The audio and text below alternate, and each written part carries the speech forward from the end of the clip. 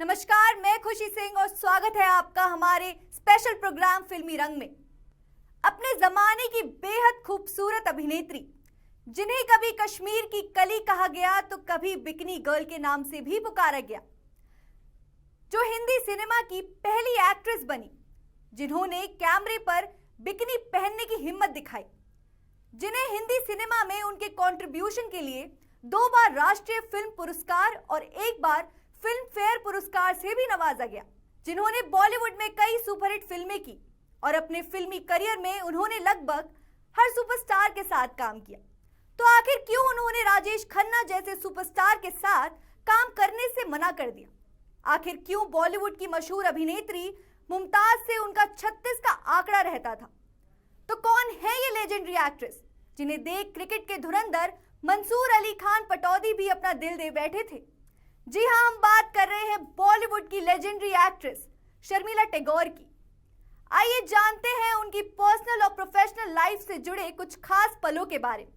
लेकिन उससे पहले चलिए जानते हैं कि बॉलीवुड में उनके फिल्मी करियर की शुरुआत आखिर कैसे हुई। शर्मिला ने महज 13 साल की उम्र में एक्टिंग की दुनिया में कदम रख दिया था। उस समय फिल्मों में काम करना अच्छा नहीं माना जाता था, इसलिए उन्हें स्कूल से निकाल दिया गया। यही वजह रही कि उन्होंने आगे की पढ़ाई नहीं की और अपना सारा ध्यान फिल्मों पर फोकस किया। उन्होंने सत्यजीत रॉय की फिल्म अपूर संसार से फिल्म इंडस्ट्री में कदम रख दिया। अपनी पहली ही फिल्म में शर्मिला ने अपनी बेहतरीन अदाकारी से सभी का दिल जीत लिया और बेहद कम उम्र में कामयाबी हासिल की, जिसके बाद उन्हें देवी, नायक, सीमा बंद जैसी फिल्मों में काम करने का मौका मिला। इसके बाद उन्होंने वक्त, ये रात फिर न आएगी, सावन की घटा, आमने सामने जैसी कई फिल्मों में काम किया।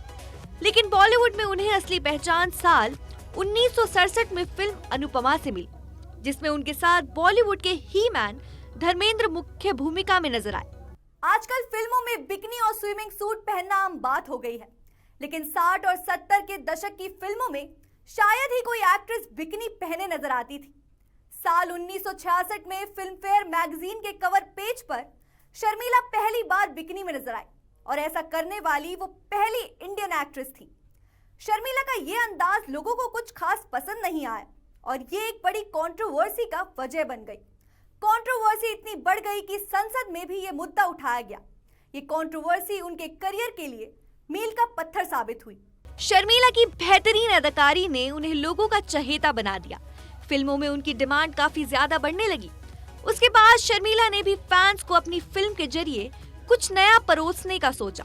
जी हाँ, वो शर्मिला ही थी जिसने सिनेमा पर्दे पर अभिनेत्रियों की पारंपरिक छवि को हटाकर फिल्मों में बोल्ड सीन्स की शुरुआत की। शर्मिला टैगोर पहली भारतीय अभिनेत्री थी जिन्होंने साल 1967 में आई फिल्म में बिकनी पहनी। इतना ही नहीं, साल 1968 में पहली बार उन्होंने फैशन मैगजीन फिल्म फेयर के लिए बिकनी पोज दिया। 70 के दशक में राजेश खन्ना और शर्मिला टैगोर की जोड़ी मोस्ट पॉपुलर जोड़ियों में से एक थी। ऑन स्क्रीन पर उनकी जोड़ी इतनी अच्छी थी कि लोग उन्हें रियल लाइफ में भी कपल समझते थे। बड़े पर्दे पर दोनों को एक साथ देखकर लोगों की सांसें थम जाती थी। फिल्म इंडस्ट्री के लोग भी ये मानने लगे थे कि अगर किसी फिल्म में राजेश खन्ना और शर्मिला टैगोर को कास्ट कर लिया जाए तो उस फिल्म को हिट होने से कोई नहीं रोक सकता था। राजेश खन्ना और शर्मिला टैगोर ने कई हिट फिल्मों में काम किया, जैसे आराधना, अमर प्रेम, छोटी बहू, मालिक और आविष्कार। लेकिन क्या आप जानते हैं कि एक समय ऐसा भी आया जब शर्मिला टैगोर राजेश खन्ना के साथ काम करने से बचती नजर आई। इस बारे में बात करते हुए शर्मिला टैगोर ने कहा कि हमारी जोड़ी पर्दे पर सुपरहिट थी और लोग हमें साथ देखना पसंद करते थे, लेकिन राजेश खन्ना जी की एक बुरी आदत थी। वो फिल्म के सेट पर अक्सर लेट पहुंचते थे। 9 बजे की शिफ्ट पर वो हमेशा 12 बजे आते थे। उनकी यही चीज मुझे बिल्कुल पसंद नहीं आती, इसलिए हमारी इतनी सक्सेसफुल जोड़ी होने के बाद भी मैंने दूसरे एक्टर के साथ काम करना सही समझा। 70 और 80 के दशक में शर्मिला टैगोर और मुमताज की गिनती बॉलीवुड की टॉप एक्ट्रेसेस में की जाती थी, लेकिन एक समय दोनों के बीच मनमुटाव के चर्चे सुर्खियों में थे। तो चलिए जानते हैं दोनों के बीच मनमुटाव की असली वजह क्या थी। शर्मिला टैगोर का मुमताज के साथ 36 का आंकड़ा था और ये बात उस समय बॉलीवुड इंडस्ट्री में लगभग हर कोई जानता था। इस बारे में पूछे जाने पर मुमताज ने एक बार कहा था कि शर्मिला गोल्डन स्पून के साथ पैदा हुई। उनकी पहली फिल्म कश्मीर की कली शम्मी कपूर के साथ थी और वो जल्द ही स्टार बन गई थी, जबकि मैंने अपने करियर की शुरुआत ब्रह्मचारी जैसी फिल्मों में शम्मी कपूर के साथ सपोर्टिंग रोल के साथ की। मैंने और शर्मिला दोनों ने राजेश खन्ना के साथ कई हिट फिल्मों में काम किया। शायद यही वजह है कि मेरे और शर्मिला के बारे में लोग ऐसी बातें सोचते हैं, लेकिन ये भी सच है कि हीरोइन कभी दोस्त नहीं हो सकती। हम साथ में डिनर नहीं करते और ना ही हम साथ में हैंग आउट करते हैं। जहां शर्मिला टैगोर अभिनय की दुनिया में नाम कमा रही थी, तो वहीं मंसूर अली खान पटौदी क्रिकेट के मैदान के धुरंधर थे।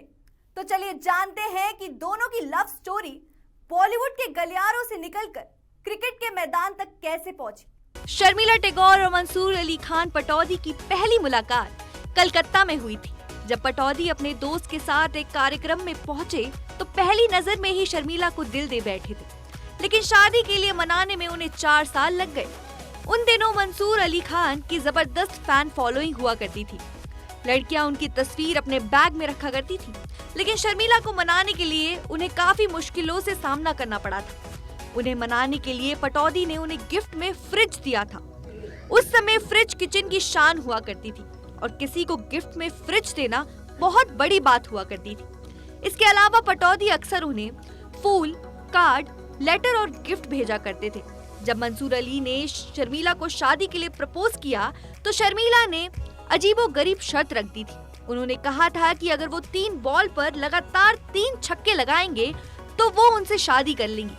पटौदी ने हंसते हुए उनकी ये शर्त स्वीकार कर ली और अगले ही दिन उन्होंने 3 बॉल पर 3 लगातार छक्के लगाकर शर्मिला का दिल जीत लिया। बाद में 27 दिसंबर 1969 में दोनों शादी के बंधन में बंध गए। फिल्मी कैनवास से आज बस इतना ही। देश भर की तमाम खबरों के लिए देखते रहिए अन भारत।